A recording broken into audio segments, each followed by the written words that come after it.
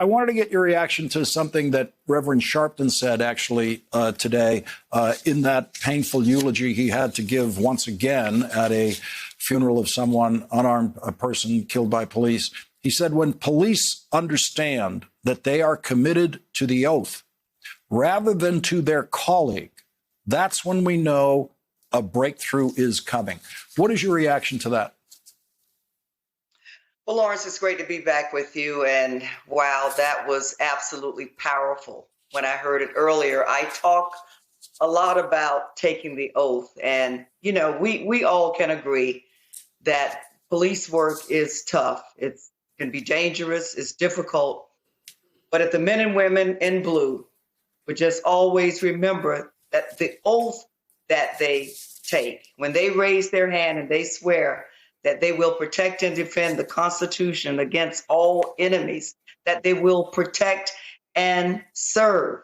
It's not an oath to their individual departments. It's certainly not an oath to their colleagues. It is an oath to the United States Constitution that is designed and built to protect its citizens. And so that was a powerful moment.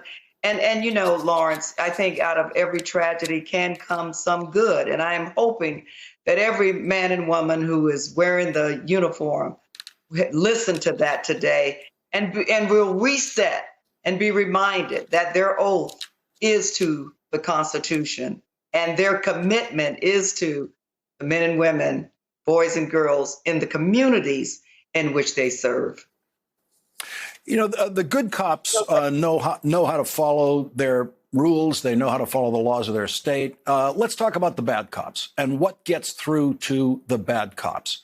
What about that photograph, the video of Derek Chauvin having those handcuffs put on him in those final moments in the courtroom before leaving that courtroom?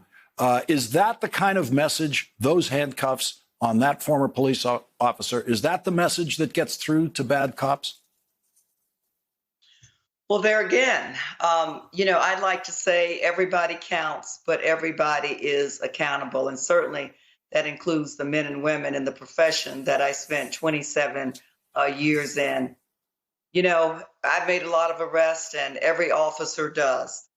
To see a former police officer being led away in handcuffs certainly gets everyone's attention. But you better believe it gets the attention of the men and women who do that job.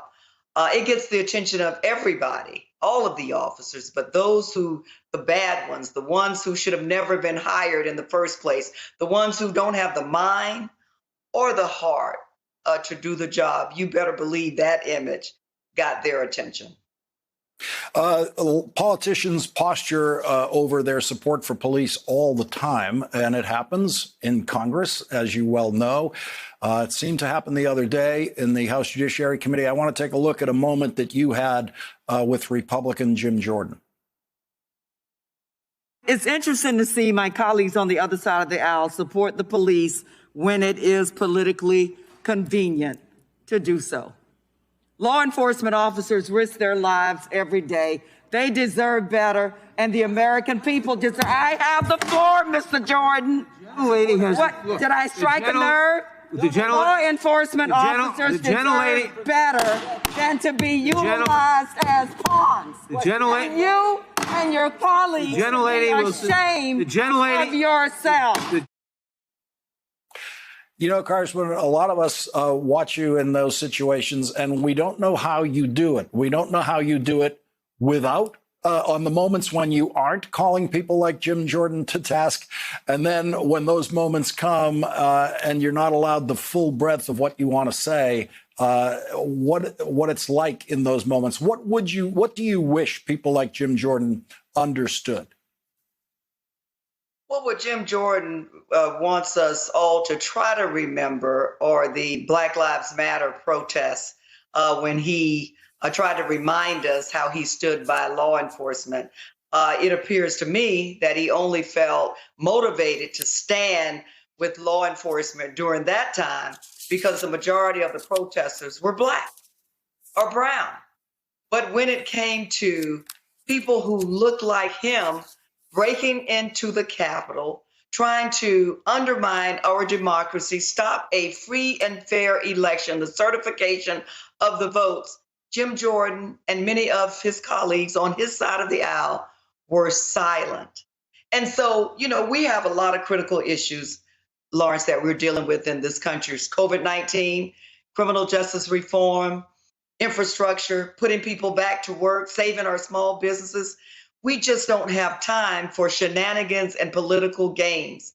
And I would really hope that Mr. Jordan and my colleagues on the other side of the aisle would remember their oath and be committed to their oath. We could do so much better. Hey, thanks for watching our YouTube channel. You should know that you can follow today's top stories and breaking news and catch up on your favorite MSNBC shows all in one place. Download the NBC News app today.